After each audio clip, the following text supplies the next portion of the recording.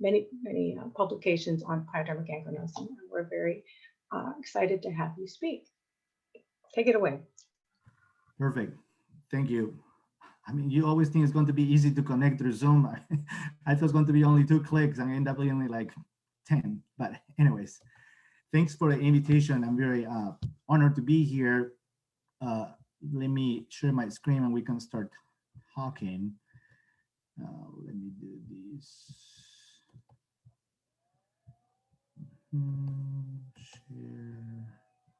Share my screen.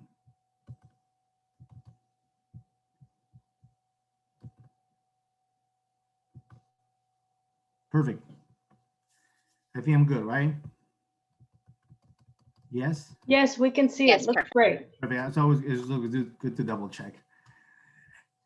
Well, thanks for the invitation today. I work at Oregon Health and Science University. I've been here 5 years. I was 2 years in Virginia before, but this is what I do for a living. So in my clinic, the patients that I see are hidradenitis suppurativa, PG, ulcers. That's basically about 50–60% of my practice.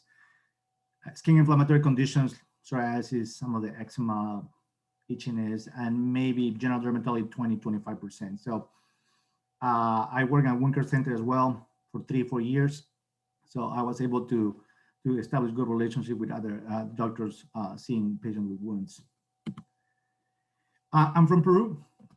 This is my medical school. So it's the oldest in Latin America, and we don't have any Nobel prizes, but I think one of the things we are proud of is that it was one of our medical students who found that Oroya fever and Peruvian wart were the same disease.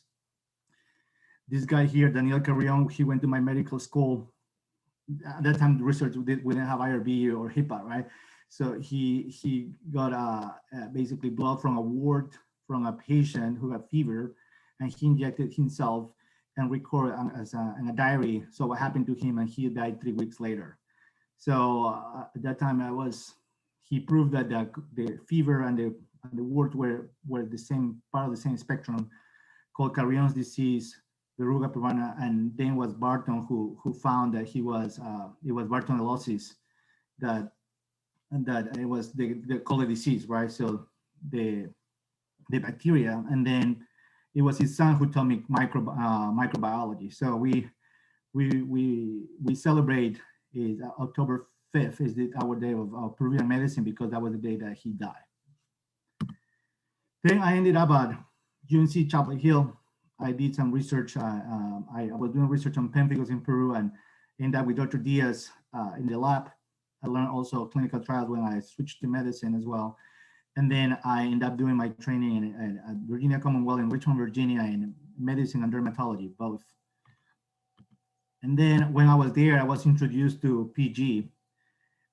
It was something that made striking, because I would talk to my attendants and they ask why this is happening, what's going on with these patients. And this was one of the patients that I saw when I was a resident, a first year resident, that the patient had an emerging cardiac bypass. And then apparently he developed acute osteomyelitis, because that's part of the differential for in cardiothoracic surgery after doing these kind of surgeries, which I didn't know. That to me, osteomyelitis is always chronic, but in this case, it could be acute. And to the debridements go worse. Then we have our dermatopathologist who was seeing all these biopsies full of neutrophils. Nushin Brinster, she's at NYU now. And they said, maybe this is PG, and they look at the donor side. It was also having some pathology issues. And then after 3 months, the patient was like this. So it was hard, because we ended up doing, when the patient was in-house, we did cyclosporin IV, then we did methylpred IV to shut down the inflammation. And we transitioned, he got the patient then IV and finally we ended up transitioning to mycophenolate mofetil and dapsone as a maintenance. But we had to work with cardiothoracic surgeons and plastic surgeons to make sure that this wound has to be closed. So there are situations, this case taught me that obviously immunosuppression is key, but also there are situations in which, we have to work with surgery, and we have to make sure that we are closing these wounds when they needed to be closed. Then this was my first patient as an outpatient. So I was a second-year resident. I have this patient who was transferred from a different VA to our main VA in Richmond, Virginia. And then this patient was at 42 at that time with systemic lupus, and he had surgeries before, and they call us, so how we're going to do medical management and maybe surgery as well. He was undertreated, so he tried, many different things before getting into something that is going to be more manageable. And we end Dapsone for him as well, once a month for 6 months, and Dapsone and regular wound care. And I get into detail later, but which and some mild debridements as well. And that's when I left Virginia. So that's how this was after 4 years basically. So it was also this case told me as well that still we didn't know why was this happening or how we manage these patients. But it was a good learning experience for me as a resident, how to see how this is the natural some sort of evolution that patients get after these treatments. And this was another one. So I was already I think maybe this was our first year attending. Yes, in Virginia. And this patient was transferred to a different hospital because initially she developed an abscess here, and it went to an ED, got an IND, and then after that it went crazy. She had ulcerative colitis, which was well controlled, with mesalamine, and then after that, so then she was treated as an infection, so-called plastics. They did Integra, skin graft.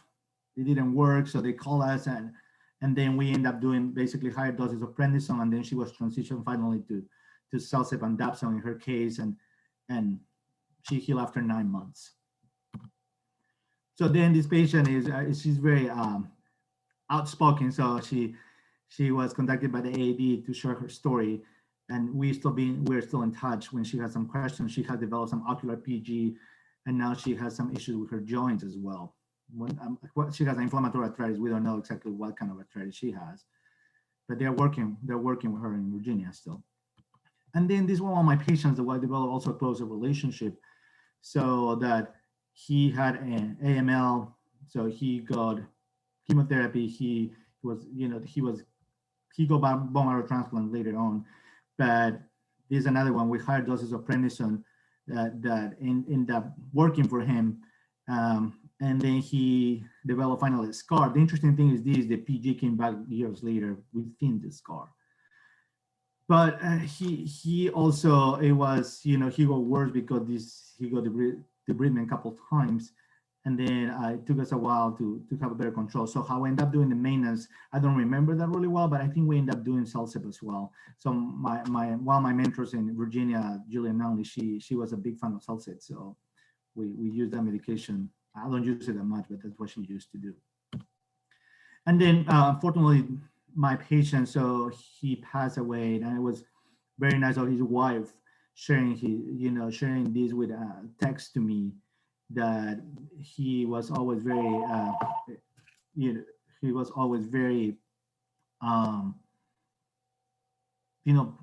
talkative and pending, and he considered me as a friend. We always talk about my research on my family, and he always would send me pictures. Even when I was in Virginia, I'm in Oregon now. He will send me pictures about his evolution, how he will respond to treatment and all that, and we developed a close relationship. But with that, so with that, learning those different cases, learning from them. I moved here to beautiful Oregon, and we say here, we're here to do what can be done. And this is what we can do it during the day, but also we work hard and we can do it at night as well. So this is a picture from my office, and that's where you see the medical campus there. And here, obviously, again, so they welcomed me with another patient who had another large ulcer on the leg for about, I think, 6 months. And this patient took a while to heal, about 9 months as well. So we ended up using prednisone. He was diabetic, got out of control. I ended up using cyclosporine, and then transitioned because he had repetitive infections while he was on cyclosporine, at least 2 or 3. I ended up switching to IVIG and Dapsone, and mild, debridement wound care, maybe once a month or once every 2 weeks, and then after 9 months he was completely healed. The interesting thing, he sent me a text, and this, I'm dealing with this today. So he had another ulcer on the same leg 4 years later. So that's another lesson that I learned. So that I have patients that I see now. So normally we have, usually, I would say in the past year, we had close to 40 patients. I see most of them here. And about a third might come back with some sort of recurrence later on, years later. So that's something that I've seen, and we are recording that. We have now a pilot registry that we're able to collect all that kind of information. We know that PG is a neutrophilic condition, right? That causes ulcers on the lower extremities. Obviously, the epidemiology, so it's considered still an orphan disease. I don't know, this is going to happen in 10 years, like hidradenitis, it was considered a rare disease, and now hidradenitis is more prevalent than psoriasis. But I think it's underdiagnosed. That's my personal opinion, or maybe I'm biased because I see these patients in practice. Most of them are females, and definitely there's increased mortality.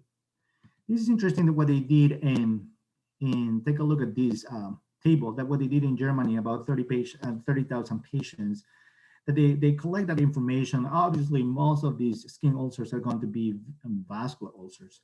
But the interesting thing, they show that about 3% of these were PG, but we see, other ones, maybe we're talking about almost 4% other etiology or unclear etiology. So if we move that unclear etiology to maybe they'll be at least 1% or 2% being PG. PG is just right there. Yes, vascular ulcers, and maybe you have that 25%, 30% that I think, based on my opinion, most likely might be PG or inflammatory ulcers.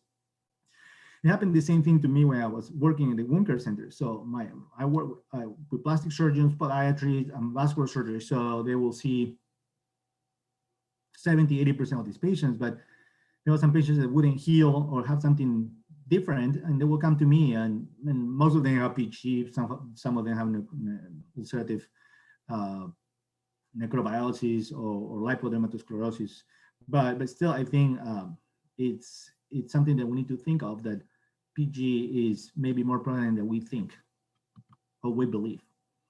And now I put this. I had this table because I wanted to put things in perspective and look at this table, because we have a lot of people and we have great research in eczema and psoriasis, now vitiligo as well. Maybe we don't have that many people doing research in some other autoimmune conditions like lupus or dermatomyositis. Some of them on bullous pemphigus, and pemphigus vulgaris, my mentor. So he and some chairs before, like Dr. Stanley, they had their career based on these conditions that we consider still rare. That and this is interesting. Like when I look at this, so pemphigus is in the prevalence and incidence and mortality is almost the same as PG. But the main disadvantage to having PG is that we don't have an objective marker. We have maybe new diagnostic tools. But what took off the research for pemphigus, it was basically when Boyner and Jordan found that that in using indirect immunofluorescence that pemphigus is a systemic disease. And then you will see all this research that starts in the 70s just starts taking off. So I have the same hope for PG that it's going to be the same thing. At this point right now, well, they say, oh, PG is a small field, there's not too many things to do. But some people like us are passionate about this. I know that, I know Amanda Marsh, where you are, so she's very passionate about this condition too as well. So I think that it's going to be different when we find a way that an objective marker for this condition, and then after that, I think research will take over. But there's still some companies interested in trying to help these patients too. So I just wanted to share a few things, how has been my outlook of this condition and how we have starting development story, because I think PG is a nice story that has happened through the years. And I felt passionate to continue moving the field towards in order to, I think the goals and dreams that I have is to find a diagnostic marker, but also at the time that I'm retired, which hopefully will happen maybe in 25, 30 years, that at least we'll have at least 3 or 5 medications FDA approved, right? So I think I have the hope. I mean, we have none right now, but I have that hope and dream. So I work with medical students and residents, and I feel very grateful to all of them, and they give their time, and also we share same interests. And here Misty helped me with, to understand PG from a historical perspective. I mean, this is interesting, and I think that's when we want to know something, or when we love something, right, or love someone. So you need to know what happened before, what is in the past, and that's what happens to me, and then the same kind of establish a relationship with the kind of work that I do. That it started in 1908 and was described in France as geometric phagocytism. And then you see how everything changes, right? When it gets to 1930, Mayo Clinic, they coined the term Pyoderma Gangrenosum. And then how there's described some of these therapies. And finally, we get to this time now that we are using, there are a few small randomized trials, people interested in to make this better, trying to get the immunology as an out-inflammatory theories hypothesis that the pathogenesis of this condition, which interestingly was considered to be infectious at the time that was described. Then I think one of the things I was interested in, it was trying to understand this condition. And when I talked to when I was a resident, talking, well, how can I understand this? And they say, well, Alex, you need to write a review paper that is going to give you an idea of what you're facing. And that's what we did. So this was probably, while I started practicing since 2014. And this was probably the first paper that I wrote as a new faculty in Virginia. And we just summarized something that it was never done before. It was interesting to me to find it. There has been many different things described, how the innate immune system is overexpressed, some adaptive immune system, genetics, and we just put things together in a synthesizing what it could be important in patients with PG. And at the same time, I was just starting to work with basic scientists. And well, I mean, maybe there is another way I can try to understand what's going on with PG, not only with there are no mice models, but maybe look at patients when they develop these reactions to, maybe they develop PG lesions being on therapy, right? We knew that obviously the GCSF has been described causing or, PG ulcers, but interestingly, we found some of these kinase inhibitors. And then we came in with different hypotheses that maybe, there's besides the neutrophil alteration and abnormal inflammation that it could be caused when you're using these medications, when you're manipulating the immune system, in some way, keratinocyte apoptosis might be part of it. So we postulated and we were having some provoking hypotheses, maybe what it could be done next. And then when I was working in Virginia, I was not working, what I like learning from other specialties. So I ended up learning from people who were doing research on inflammation in preeclampsia, which I didn't know it was a neutrophilic condition. There was neutrophilic inflammation. So I said, well, let's take a look at the patients with PG and pregnancy. And obviously we found some interesting data that we found that about a little over half of these patients, they develop PG in the 3rd trimester after C-sections. And obviously, wherever you get trauma, you develop PG, or it's going to be in the lower extremities. But the comorbidities associated with this, it was these patients developed had preeclampsia and abrupto placentae, which are neutrophilic in issue too. So it was a nice outlook of this condition. It gave us the idea, confirming that what has been done, proposing some immunohistochemistry studies, that just reviewing at these different patients what was going on there, and obviously there was a stimulation of neutrophils or the Th17 pathway, but still we don't know what are the triggers and how they have this interplay But what we found here, what was interesting to me, is about a third of these patients, they had history of previous PG. And I forget to mention that too, in that patient that I showed you with that, that ulcer after doing the emergency cabbage surgery, so that the patient was intubated at that time. So, and then when he woke up, I mean, when he was extubated, so we asked him about more about him, and he had history of ulcers in the past that they had some delayed healing when he was younger. So, and he had also history of ulcerative colitis as well. So it was interesting to find out that these patients, you know, one of the things that I asked the patients is, have you have any issue or trouble healing? Which, I mean, how I define that. So I asked them basically, have you had any delay healing or any trouble like with wounds, like maybe 2-3 months or longer to heal? And you will find like 20%, 30% of patients might try to remember. I might say, yes, I think I had something like that. And that's a clue in these patients to help with the diagnosis when you are thinking about PG and trying to rule out other conditions. Thing with Dr. Walsh, who was one of the experts in preeclampsia, we wanted to understand how these what kind of dysregulation we have in the immune system. And obviously what we did, we used here a microarray only, so we didn't use anything fancy, but we found a regulation of the genes in the innate immune system. And when you look at them, obviously some of them are Th1 related, some of them might be most of them Th1, but in general, it was a confirmation of the regulation of the innate immune system genes. And we did it in lesional skin and non-lesional skin. And then where we're going right now, so we're going deep into this, and as we get referrals from Hawaii, Washington, so that we're trying to understand where is that coming from. So this is just a preliminary data. We're writing the paper right now, but this is DPPG means this is the derm spirulational. So that we know that the first kind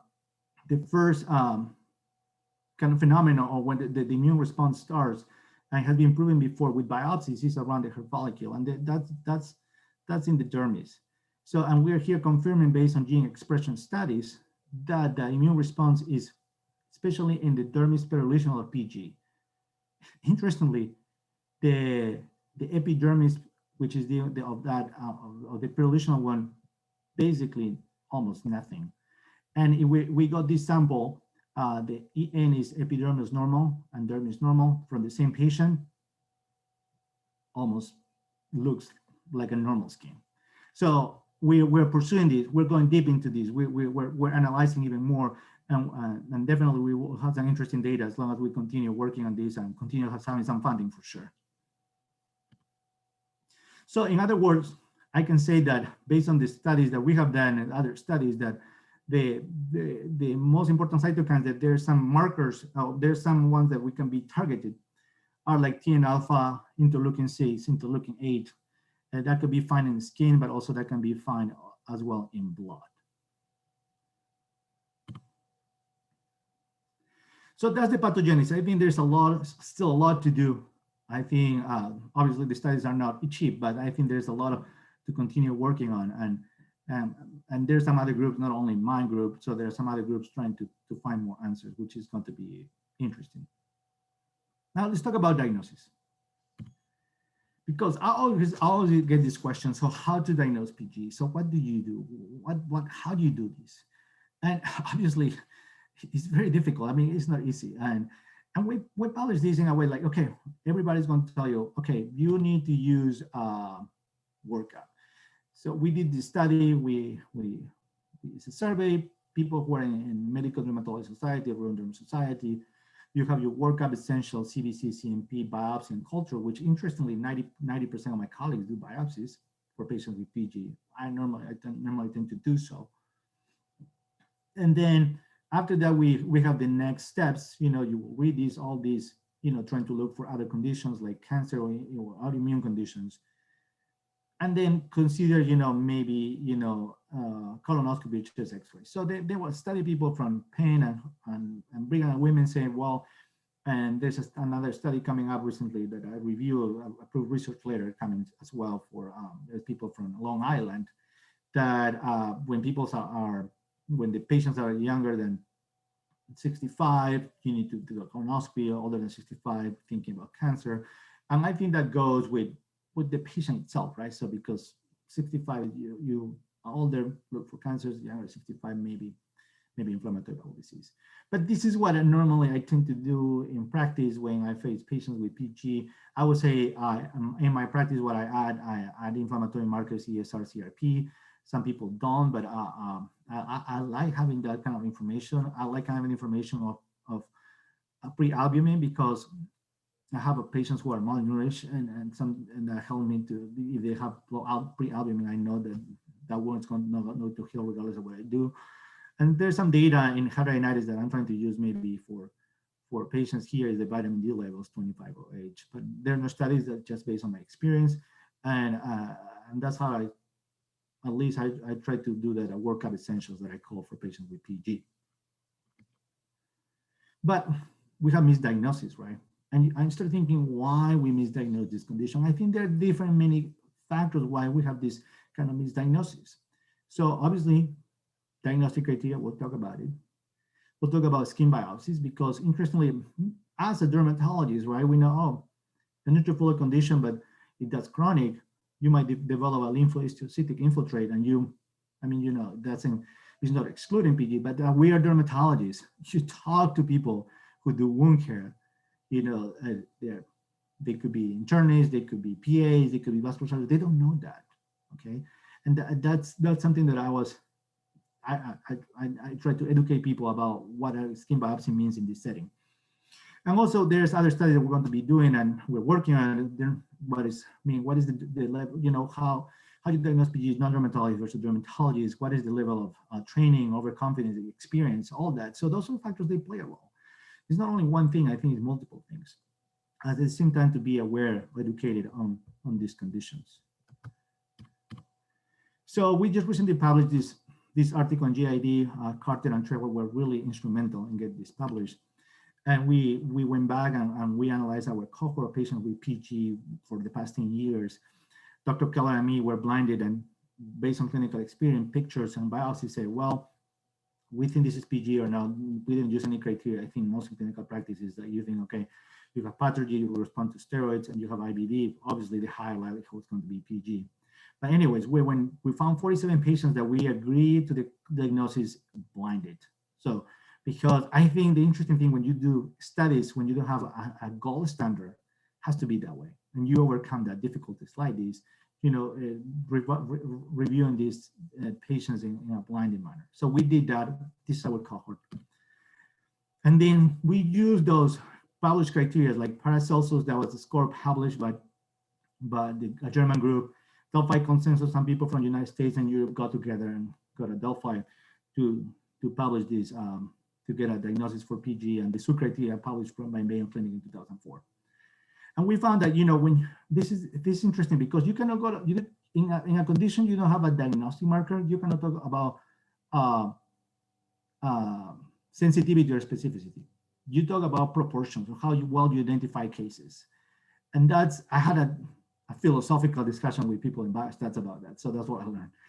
But we found here that Paracelsus is is slightly better than the other ones. And because when you have something published, so this is what I tell my residents, it doesn't mean when something is published in JAMA Derm or JAD or GID, doesn't mean it's the end of the story. Okay, so I encourage you to, maybe there's more than that. And I think that's what we did. So we said, well, let's go. I mean, it was published here. So how good it is. So, and we did this study. And the interesting thing, the proportion of agreement among these cases was 72%. So it means that these three diagnostic frameworks, they agree in identifying cases in 72%. And the kappa, the agreement was moderate. And then we did these pairwise comparisons, and we found that there's only moderate agreement among these diagnostic frameworks. Obviously, so we, based on what I show you, Paracelsus identifies the highest proportion of cases, and that's what I use in clinical practice. Doesn't mean that it's the best. I think I proved that our performs better, but obviously all the other work done for colleagues is well appreciated and valued. But I felt that I had to do this in order to how I'm going to continue practicing, and that's what I use. The SU criteria was validated because the interesting thing is this: SU was published in 2004, and the other two were published in 2019, 20, and they said we're going to create a new one. So I'm a different. My personal opinion is always trying to improve what we had before instead of create something new. But some people might be more innovative than I am. So and then we have two more. And obviously, it's challenging, right? Because I mean, it's still challenging. I mean, it still is because there was a moderate agreement. Why? Because a lot of these criteria is based on your subjective interpretation. It's based on the level of experience. And there's not an objective marker. There's not an ANA. There's no complements. So, and if you ask a non-dermatologist to use a criteria, it's going to be hard. It's going to be hard. So there's a lot to do still. There is a marker might make more sense. So now we ask ourselves how we use the biopsies to diagnose inflammatory ulcers or non-malignant skin ulcers. And it was kind of, we did the same thing. We have about 30, 35 biopsies. Yeah, remember these. And we said, well, 3 derm pad people, this is the biopsies of ulcers. They're non-cancerous. Tell me what it is. It's hard. I mean, I'm not a derm pad, but I mean, there's some people in the audience, right? So you get a biopsy and they will say, oh, what I'm going to say, right? So I cannot say too much, but whatever, sometimes I think healthy to rule out other conditions like skin cancers.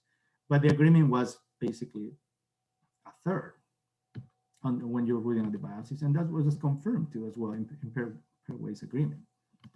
So what we found, and we confirmed because everybody knows this, but one thing is what you know, but one thing is how you studied and how you confirm this, that obviously biopsies of these non-malignant skin ulcers are not sufficient and there's a low concordance. So this is highlighting, I'm not highlighting as a derm pad that you're not able to diagnose this because it's hard for clinicians too, but definitely we need to have something that is definitely better than doing biopsies to diagnose these ulcers. So for example, and I just wanted to bring to this attention, we're working on this paper right now, just reviewing all the cases, the head and neck. And we found the part misdiagnosis was fascinating to me. That there was about over 100 cases that we got through all of them. And we're working with Ashley there. So, okay, let's talk about this. How many dermatologists and dermatologists, when they look at these cases, how they diagnose this correctly or not.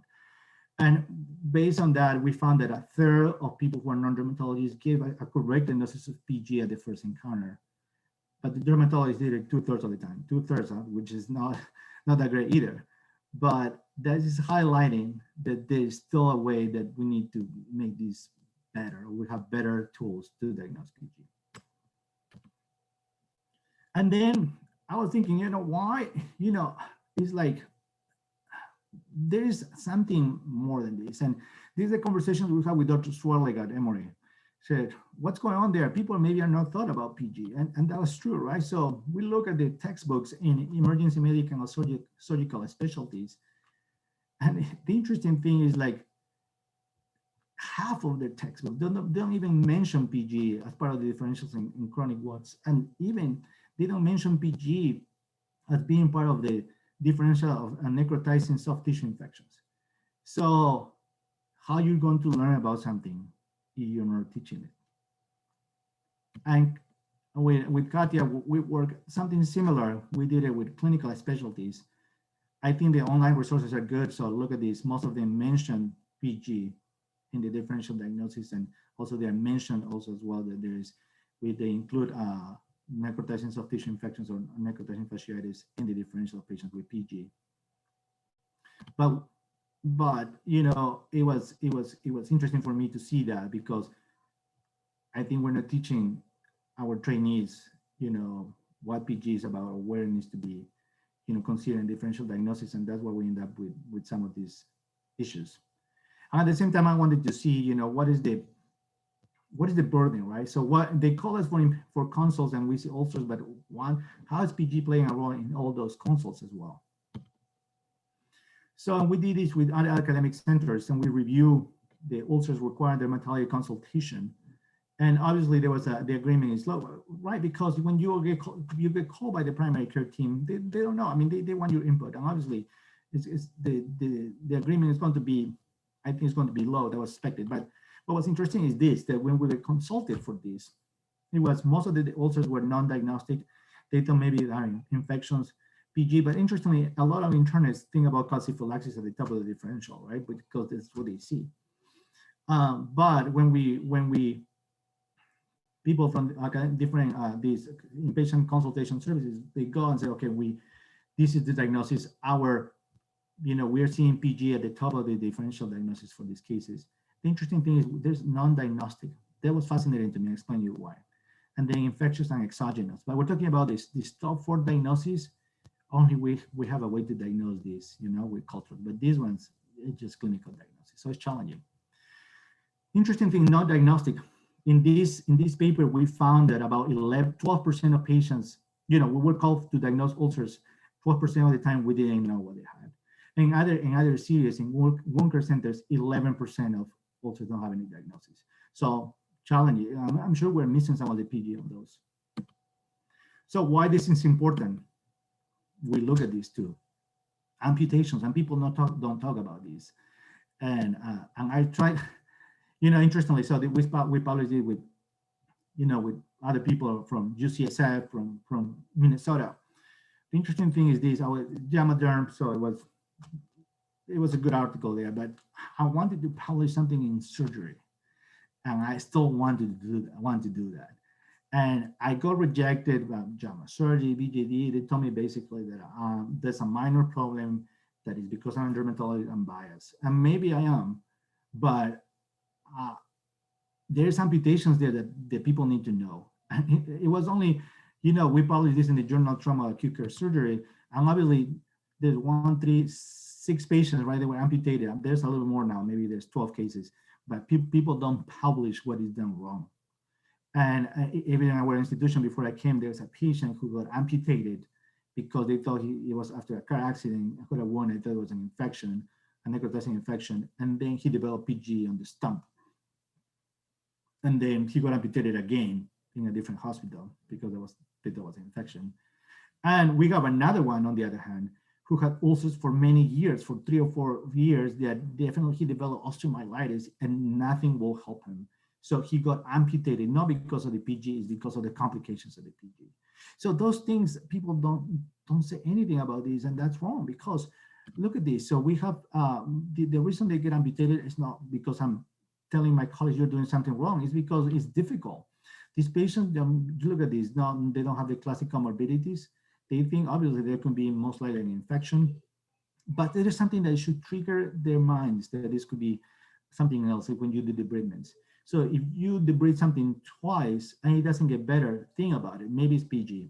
But in clinical practice, sometimes I have this debate. I mean, not everything that you debride gets worse is PG, because that can happen. It has happened to me in calciphylaxis, has happened in patients who don't have a good circulation, in their legs, they have peripheral vascular disease. So it happens in other settings. But in this thing, when you think an infection and you debride that, it's not getting better, think about it. So it would be, might be considered PG in the differential. Doesn't mean that it is, because it could be a real infection that is severe. And the side of amputations is, it tends to be the upper extremities, not the lower extremities. So the way that we coin this term, in which we see patients with PG looking like necrotizing, neutrophilic dermatosis, was the term that we created for PG, that it had systemic symptoms, for patients with sweet and systemic symptoms. That happens in about, I would say, 25–30% of patients. So interestingly, there's a term coined by people in France, neutrophilic disease. And the neutrophilic disease can cause systemic symptoms. And interestingly, these patients, the necrotizing neutrophilic dermatosis, 7% of these got amputated. So that's why it's important. And that's, I have some collaborations with people in ortho, in vascular surgery. I'm trying to bring the attention to them, how we're going to bring awareness. So when I talk to my friend in orthopedics, people are more interested in what is the new technique to do procedures, right? Because that's what you're a surgeon for. But facing this situation can happen maybe once or twice in their life. So, but still, it's important to know. Perfect. So now we talk about treatment, how you treat PG, right? So we talk about how you diagnose PG. We talk about the issues with diagnosis with PG. We talk about complications or it could be detrimental. You may miss the diagnosis. Obviously, I don't talk about people who have been hospitalized. I don't talk about people who have been they get IV medication. I mean, it's difficult, right? So the cost studies that people do and cost benefits. So I haven't done that. So, but I'm sure we might or someone might do. But let's talk about treatment. Obviously, it's easy to say, okay, it's an algorithm and clinical experience. But how, right? So how we can help this to make this have a better algorithm here. So what we found is when we published this study, so if you have more experience, so we call more experience when you see more than 10 cases per year, a combination therapy, people tend to use combination therapy instead of single therapy, and that makes sense. So I tend to do that. I tend to use, when I start cyclosporine or I start prednisone, at the same time, I'm doing Dapsone, or looking for a prior authorization for the next step. We published this, that how we see a patient is like, okay, we think about when we have a patient with PG, and I talk about PG large ulcer, which is more than, to me, is more than 2 centimeters in diameter. So prednisone or cyclosporine, right? So it's 0.5, some people use 0.5, some people use 1. So I tend to use maybe 0.5, 0.75. It depends, obese patients, I go up to 80 right away. I mean, it doesn't want to be, it's going to be maybe 0.5. But anyways, I do that, and I also consider Dapsone at the same time, because Dapsone is a third line prophylaxis for PJP. This is just empirically and hypothetically. So I may be preventing infections in some way because I know the patients are going to be immunosuppressed for a while. And when I'm doing that, I'm looking at the prior authorization for infliximab. That study published in Gut in 2006 has been the one that we use for patients with PG. The difference is that week 0, week 2, week 6, and then every 6 weeks instead of every 8 weeks. That's the main difference. And then I'll consider IVIG and other alternatives. The interesting thing is this: my practice has been changing in the way that at the same level of infliximab, I've been using ustekinumab, and I'll show you some things there. Then there was a nice paper in Nature Review some of my colleagues published, and I reviewed this paper, and they talk about this algorithm and classify mild, severe disease, what you do, they respond, yes or no. And I thought that was really nice summary, how they tried to make this easier. Still, it's overwhelming, right, when you look at it. But I'll talk a little bit more about that, what we're doing in order to improve this. Then we review some of the topicals that work. So, and I think one of the things that I've used for chronic ulcers, when I treat the inflammation and I feel that they're not healing well, maybe they need a little bit of a boost, I tend to use Timolol. Some people use phenytoin, but Timolol gel forming solution, the one that you use for hemangiomas, once or twice a week, stimulates keratinocyte migration, has helped me a lot. So I would recommend that when the inflammation is well controlled, you think something is missing, is not healing, go for Timolol. Then IVIG, still I use that. We came up with this paper that if a patient has a, one ulcer, obviously, and it's a patient that has severe PG, so a large ulcer. So I think you can IVIG, you have a chance that the way that I use is 2 grams per kilogram for 2 consecutive days, every 30 days for 6 months. And I also tend to use this, for example, I use patients with IVIG and with infliximab, they get 2 or 3 infections, maybe 1 infection, so cellulitis once a month. Twice. I mean, you need to change that because those patients are more prone to get infection, especially if they're diabetic. Diabetic, no well control, infliximab, you look at the wound, always infected. So think about something that it's going to make them less prone to infections. Then we found, obviously, we review some of these biological small molecules in PG. Still, infliximab tends to be the way to go in these patients. And I'll show you a little bit on ustekinumab as well. And we put some cases together. So for the use of Xeljanz, tofacitinib, some patients on 5 milligrams BID, 10 milligrams BID. I think Amanda published a case also recently as well, that has been helpful as an adjuvant treatment in patients with PG, especially when they have ulcerative colitis, because it's approved for that. So I work with GI doctors, and we think something that they can treat the skin and the gut at the same time. It has been helpful in some of these patients. Also, it's interesting, right? So you see this patient has PG, but also has lymphedema. So the patients that we see in practice not only have PG, so they have lymphedema. Sometimes when they have a chronic ulcer, they have all these issues, because of the chronic ulceration that is always recommended when part of the wound care regimen is compression.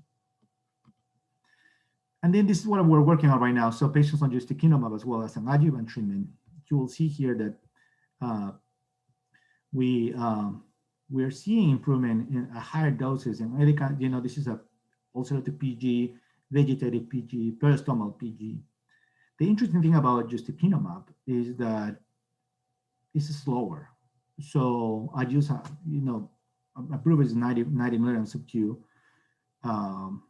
week 0, week 4, week 12, and then every 8 weeks after that. There's a case that is 135 milligrams as a loading dose. And this full disclosure here, so we were helping this patient, so, and we got it just to ustekinumab, so, and we thought it was 45 milligrams, but it was 90, so we gave him 2 of them at the same time as a loading dose, and he was healed in 2 months. So it was like, it's like,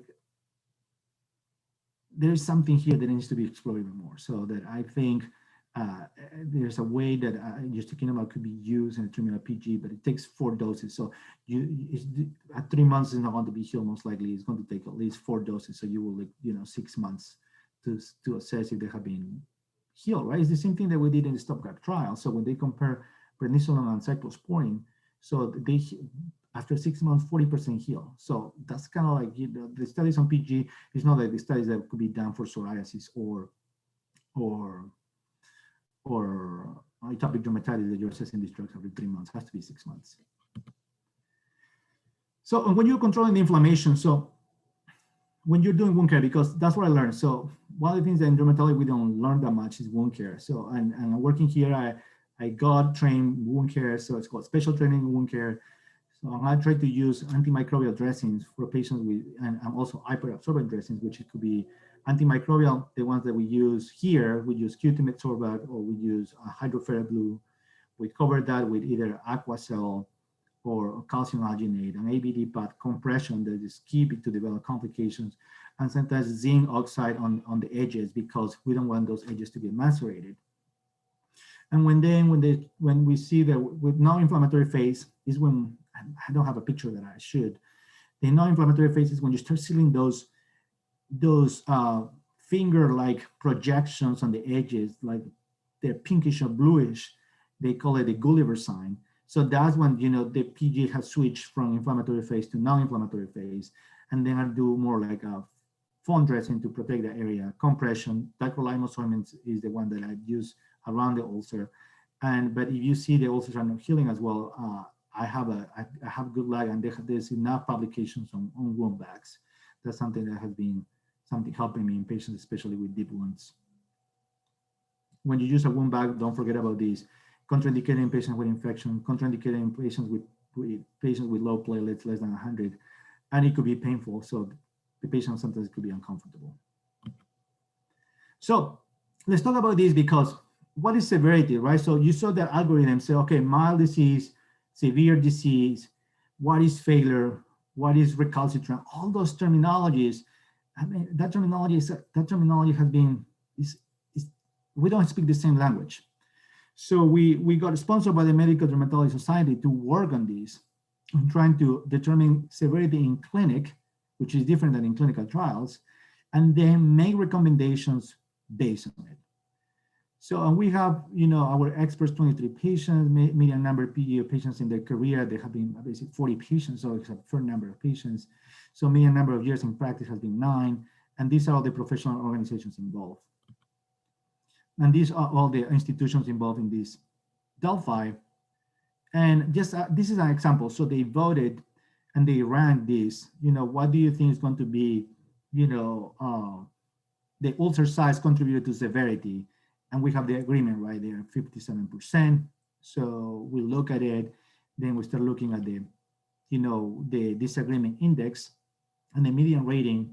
And then that's what we, at least we start to do to apply this to each of these, we call it domains. So this is work in progress. I always thought it's more difficult than I expected. We have done only one so far, one Delphi, so we're getting ready to do the second one. But the idea of this is to have to guide the clinician to classify patients, what kind of this PG you have, mild or severe, and maybe in that way help you to pick the treatment that this patient might need. And also, it will be helpful, as well as a second step to define what we're talking about. We're talking about when we call it failure, when we call it recalcitrant, when we call it that is more difficult to treat. All that terminology needs to be defined. It hasn't never been defined. It's going to take us at least 2 years, but we have started. So the same thing also, this is from the subjective standpoint. We're going to get patients involved to tell me what is important for them: quality of life, activities of daily living, mental health, pain, all that. So it has been, this hasn't been explored then, and we're going to do it. We're going to do it. And finally, so outcome measures, right? So outcome measures is another hot topic in dermatology, right? So, but we tried to, we did a systematic review how I'm measuring these instruments in PG in clinical trials, okay? And we found that, what we did an exercise. We went backward there just to have a diagnosis of the field. So we'll look at the instruments and we're back to the domains. So, and we found that maybe duration of recovery, size of ulcers, inflammation, physician global assessment, adverse reactions to medications on the clinician side, and on the patient side, PG self-assessment, pain, quality of life, all of that may be potential domains. How to measure PG. Instruments validated for this have been only, you see it here with the star, has been found for all these three. So there's still work to do. We are working on that as well. So we have been trying to understand what's going on with the patient as well. And we did this study to optimize, what is about patient satisfaction for PG. And we found definitely there's no modifiable factors, right? So when you optimize the patient experience, but to optimize the patient satisfaction for this treatment, so we have pain and depression, which have been overlooked many, many times in patients with PG. Then quality of life has been studied. Dr. Afsani, Mayo Clinic, they found quality of life based on the DLQI worse than even hidradenitis. I mean, I think they're even comparable, right? So, but it's just sort of two horrible diseases, and definitely has been proven that they are from the patient perspective. And now recently we have this group. It's called Upgrade. Upgrade, it was formed as part of, we're a part of this initiative. It was initially worked with IDIOM, International Dermatology Outcome Measures. Now we're going to be working with CORE, which is the characterization for harmonization of outcome measure diseases in dermatology. And we have an international group, almost 30 members. We're trying to find, our goals are going to be the core outcome set. We are going to define, inclusion exclusion criteria, try to help with severity, instrument for severity, and patient-reported outcomes. And as part of this, also we have a registry that we're trying to also implement internationally. The name came because a resident from Arkansas, John Riggs, so we voted, and that was his proposal in the law and all that. So we're excited about this. I just wanted to share a few cases. I know I started a little later, but maybe just 2 more minutes. So this is a patient who had a PG on the face. She got a cyst here, so excited about an ENT doctor. She had another one on the back that will heal, but this never got healed. Struggling with this patient. She's on JAK kinase and Stelara, healing but sometimes in the age is expanding. So still, she has this for 2 years. It's very sad, 18-year-old lady who comes to see me from Alaska. She has seen many different of my colleagues, but she stayed with me, but she has seen people at UCSD, she has seen people at Washington, she has seen people in Mayo Clinic, so still working with her. So this is another one who the prior authorization obviously he got Medicaid. I couldn't get her infliximab for a month, and this is what he did in a month. Look at this. So he has a tear of the this is the tendon, the Achilles tendon. So he's leaving the hospital today because he developed a severe infection. This is another one who got an ulcer basically for many years too as well. She started on Stelara, maybe improving slightly, but we'll see what happens. Only 3 doses. That's another patient who came to see me because he was a smoker. So he went to vascular surgery, did a CTA, everything was no issue. They thought it was maybe an arterial ulcer. So he improved with prednisone and dapsone after 6 months, completely healed. Another patient sent to me, she had this she had a port placed because she was going to get treatment for breast cancer. They thought she developed necrotizing fasciitis. Did the debridement twice, got worse.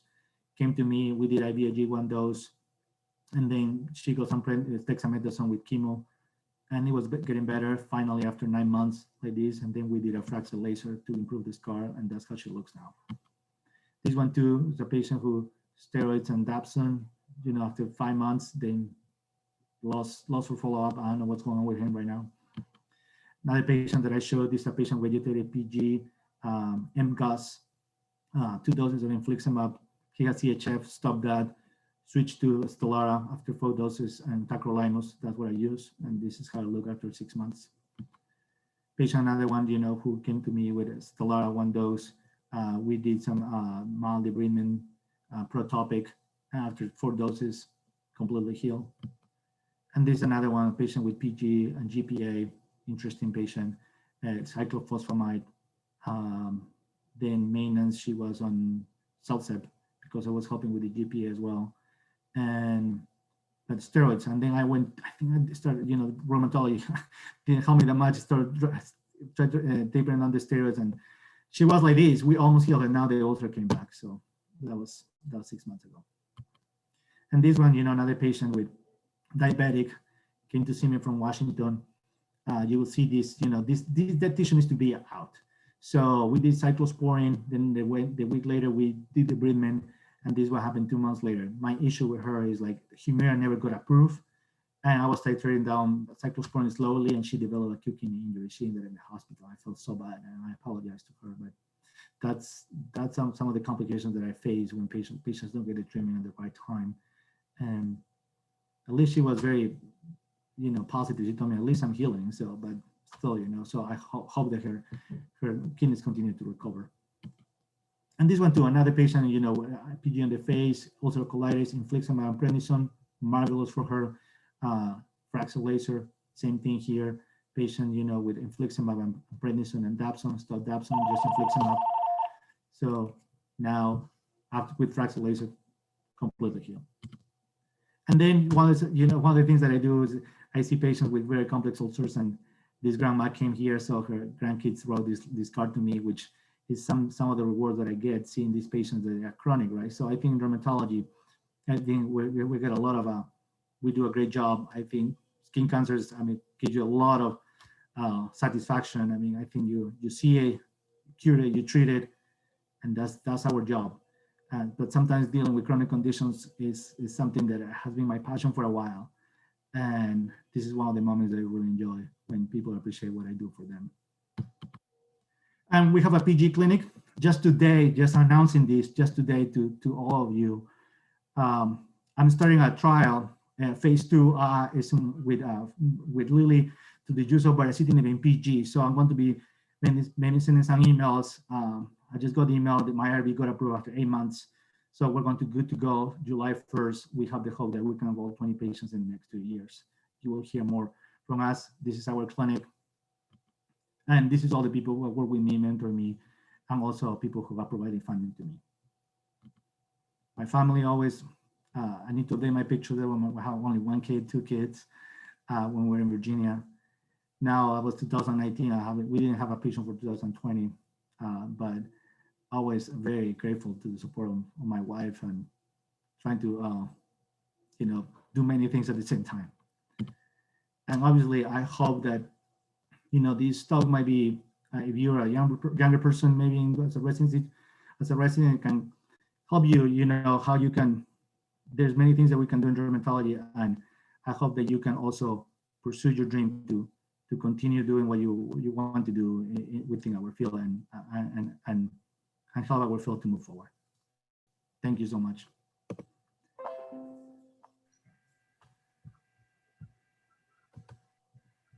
That was an amazing lecture, and I know we only have time for a few minutes of questions, unfortunately. I have one myself, which is, well, a couple basic things. One is if you could just, things like topical clobetasol, which sometimes works quite well in topical tacrolimus, you just apply that to the edge, the inflammatory edge, and then do kind of a conservative ulcer management in the center. Right, what they mentioned there, your clobetasol, yeah, we have used clobetasol, yes. What I do, is when it's mild or severe. So if the ulcer is 2x2, I give it a chance to do clobetasol or intralesional Kenalog. So obviously, when you see a superficial dermis and you can use clobetasol, I tend to use it on the edges and around. And then because they have a lot of drainage, so making sure that maybe you can cover with calcium alginate and a foam dressing. You can give it, once a day, just cover it, and then you can reassess in 2 weeks, see where is that going. It's not getting worse. Maybe you can give it 2 more weeks, and then after a month, you can see where is the patient going. Maybe you see some healing, or maybe less drainage, less pain. So you can assess that, but yet. I would prefer clobetasol, and then after that you can switch to tacrolimus for maintenance. I use tacrolimus more, or especially in patients with peristomal PG that has been published. But for me, it's more the size, and maybe they also are more superficial. So that's what I go for topical treatment.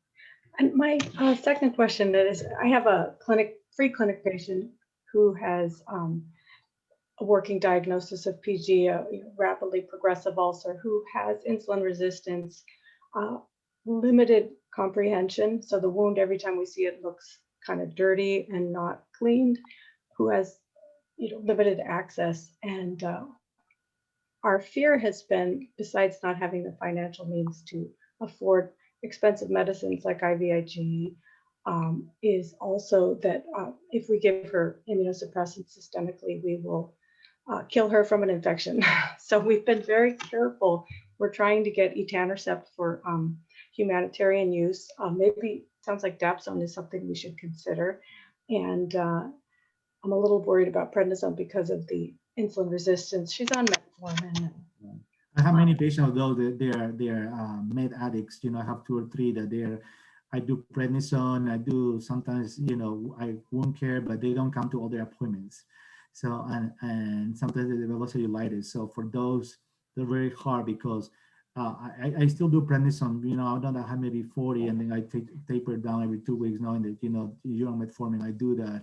And dapsone is hard because at least maybe I could do blood work in a month, and then after that, I space that out. But those patients, to me, based on non-compliance, they don't heal.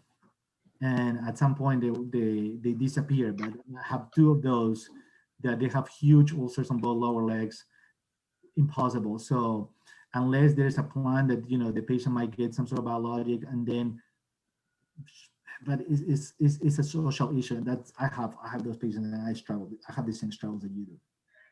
I thank you very much for helping me. I see that there's a couple other comments where there's questions, but Nate Hathaway had a question, and Nicholas Logman, and I'm trying to find those. Yeah, there's any experience with acupuncture. So I don't have experience with acupuncture, so I haven't seen any studies. I know there is a study they have used CBD oil, for Portland. So we have a lot of CBD oil here. So they have used for pain, but not for healing purposes. I have another osteopathic doctor who asked me about naltrexone, and that acupuncture. Yeah, I mean, I'm able, whatever it takes. So I mean, definitely it's not a bad idea. So I'm not an expert on that kind of medicine, but I mean, that helps. So it would be good to explore on why, right?